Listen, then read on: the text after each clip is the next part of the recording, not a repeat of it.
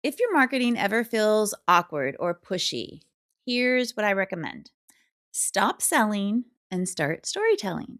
Readers don't want a pitch, they want a feeling. They want to know who you are, what your stories stand for, why your books belong on their shelves. Today, I'm showing you how to make storytelling part of your brand's DNA, naturally, authentically, without feeling salesy, which is so important. Hi, everyone. I'm Melissa Bourbon, best-selling author, writing coach, and founder of WriterSpark Academy. Welcome to Marketing Mondays. Remember to like and subscribe. Success in this business takes a village, and together, we are that village. We spent the last couple of videos exploring story-driven marketing. Now I want to sort of bring it home by helping you weave your storytelling voice into every part of your author brand.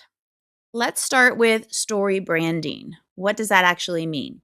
Story branding is about consistency and connection. It's like the tone of your emails, the visuals you put on Pinterest and any other social media, the way you describe your books. All of that needs to speak the same sort of emotional language. Your goal isn't to sound polished, it's to sound true and authentic.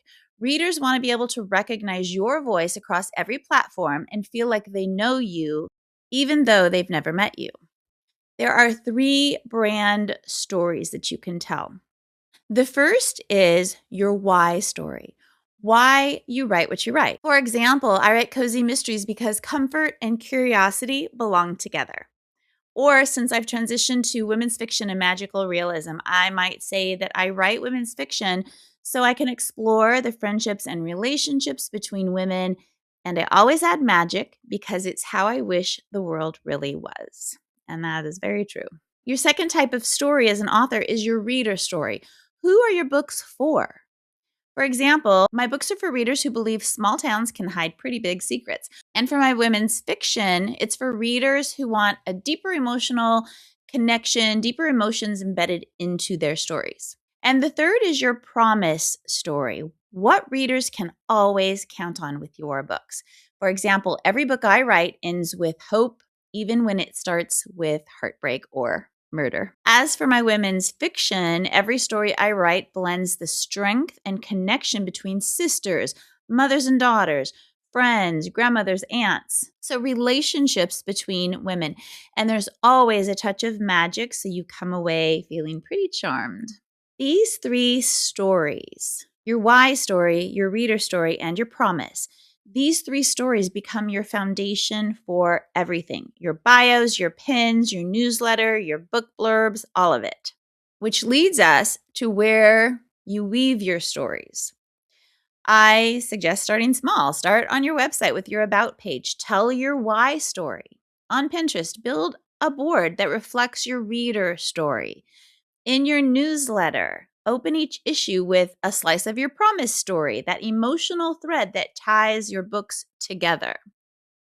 When all of those touch points speak the same language, readers are going to feel that continuity, and that means that trust is going to grow.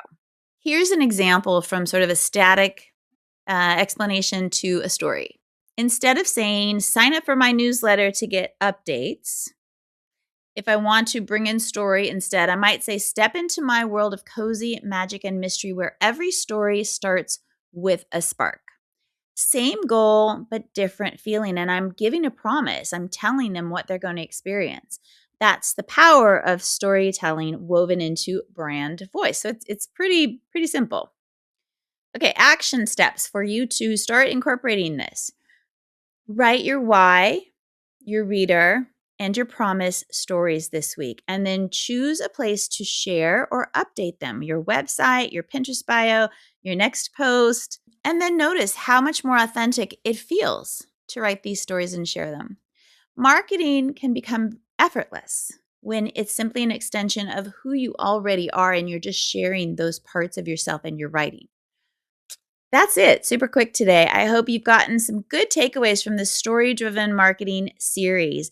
Go back and watch the others in this series if you haven't already. Next week, we're talking about your marketing reset for 2026. And next month, we'll be starting a new series about your author ecosystem. So, connecting Pinterest and YouTube and your newsletter all into a powerful funnel. If you are ready to dig into your marketing a little deeper, be sure to check out Pinterest Power for Authors. Please remember to like and subscribe to this channel and tune in on Thursdays for craft topics. Until next time, happy holidays, everyone. Happy writing, and I hope that your stories find the hearts that need them the most.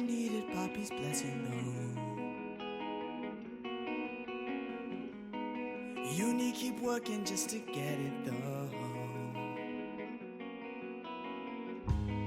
I know she carried your whole world.